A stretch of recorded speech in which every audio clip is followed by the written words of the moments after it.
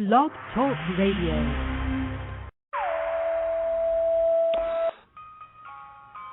You and I in a little toy shop buy a bag of balloons. With the money we've got, set them free at the price of done. To one by one, they were gone. The stock I spent in the southwest, blast and messy. Something's out there floating in the summer sky. 99, the red balloon goes by. Yo! In our day, certain economic proofs have become accepted as self-evident. A second Bill of Rights, under which a new basis of security and prosperity can be established for all, regardless of station or race or creed. Among these are the right to a useful and remunerative job, the right to earn enough to provide adequate food and clothing and recreation, the right of every farmer to raise and sell his products at a return which will give him and his family a decent living, the right of every businessman, large and small, to trade in an atmosphere of freedom, freedom from unfair competition and domination by monopolies at home or abroad, the right of every family to a decent home, the right to adequate medical care, and the opportunity to achieve and enjoy good health, the right to adequate protection from the economic fears of old age, sickness, accident, and unemployment, the right to a good education. All of these rights spell security. And after this war is won, we must be prepared to move forward in the implementation of these rights to new goals of human happiness and well-being. For unless there is security here at home, there cannot be lasting peace in the world. Listen, I hold these values dear because I've lived them. Not this guy again. I've spent my whole life chasing the American dream. God. Good afternoon, everybody. Welcome to What Are They Thinking? The radio show dedicated to the website, unemployedstatesofamerica.com. And unemployed everywhere. We need not forget that. Yes, the unemployed everywhere, and that is true. That is very, very true. And I am Mitch in Madison, Wisconsin. And the other guy is...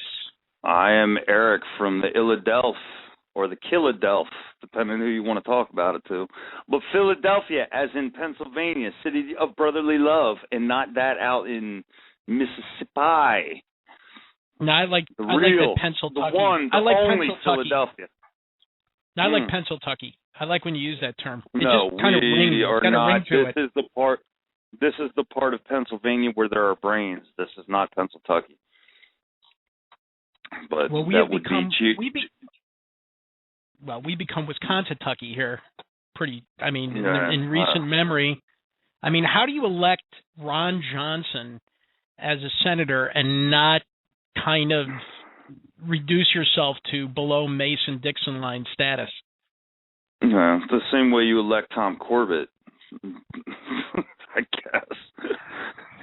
The South will rise again! You know how you do it? You do it. The South will rise again! Oh, you do it in a tsunami wave of red republicanism through low, as they call them. I love this phrase. This phrase is the greatest phrase in the entire world. I've heard some commentators call it this, but low information voters, which is code for moron. But a bunch of low information voters and a bunch of disaffected, sit on their hands, spineless non-voters. Yeah, Novo, if you're listening, thanks. I'm giving you a big high five. Except my high five just has one finger up. Guess which one it is? It's not my thumb, because a thumb's not a finger. Thanks, Novo. No, you're telling them they're number one. You're number yeah, one. They're you're number one. Number one in my heart. They're number one in my heart, and they can sit and spin on my heart. But anyway, that's how state gets done. By a bunch of people not caring and letting a bunch of ignoramuses dictate the direction of our country, giving a faux mandate to the Republican Party. That's how you end up with Ron Johnson and Tom Corbett and Pat Toomey. Love you, Pat. Hope you're listening.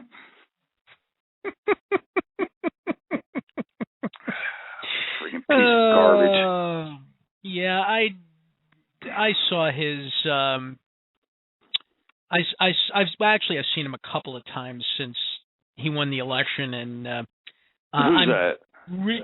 Toomey, and just not impressed at all. I mean, he's just. You know what's funny about you seeing Toomey after the election is that if you live in Pennsylvania, all you saw was negative Sestak ads. You never saw Toomey say anything about nada. That man is fully aware of what his history is, and I have never seen. I mean, I might as well have voted for Iron Man from Marvel Comics for as real as Pat Toomey seemed.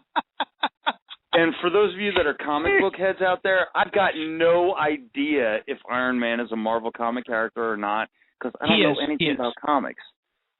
Can you name two other Marvel comic characters? I was throwing it out there because Pat Toomey was about that real of a human being. He made sure his actual face and his actual voice were somewhat distant from the electoral conversation based upon what he did as a congressman during the Bush years. God, I don't know why he didn't want to run on his record. I'm just so confused. Maybe it had something to do with the Wall Street deregulation that plunged us into this crisis. Maybe it did. But, hey, he had chamber money and could run a lot of negative ads about Joe Sestak, and, well, congratulations for him. He knows how to run a political campaign. Let's see if he knows how to run a country. I'm doubting it. But, anywho, that will be the end of the Pat Toomey rant because the guy amounts to as important in my life as my Charmin toilet paper, and I don't want to give him any more anything, so... You're degrading that toilet paper. You're just degrading the toilet paper. That's all. But better than Scott. Yeah. 1,000 sheets per roll, but I'm telling you. Did you know, by the way, that Wisconsin is the toilet paper capital of America? I did not know that. I did not know there were trees in Wisconsin. Oh, there's lots of trees, but there's more toilet paper made in Green Bay, Wisconsin than anywhere on the planet, in fact. Yes. You know what? I can believe that because for all the crap that the Packers have been since Vince Lombardi was no longer the coach, I would imagine you would need a lot of toilet paper for that. You would. You would indeed. You would indeed. Anyway, welcome to What Are They Thinking? If you're a first-time listener, welcome to the show. We're going to talk about all kinds of stuff. We want to talk about what you want to talk about, but we also want to talk about what we want to talk about. And for them to be able to talk about what they want to talk about, they need to call 760-542-3902. And then you will get them on the switchboard in your lovely Madison studio, and they will be able to get through at that point. So Correct. we need to say the number 760-542-3902 is how you can call and not have to listen to us, but listen to yourself. Hey, there's something I wanted to ask you about, which is in the news cycle. There, of course, is a lot of talk leading up to Congress reconvening for the lame duck session next week. There's been a lot of talk about what they are going to actually bring up first. And I don't know about you, but I'm hearing a lot of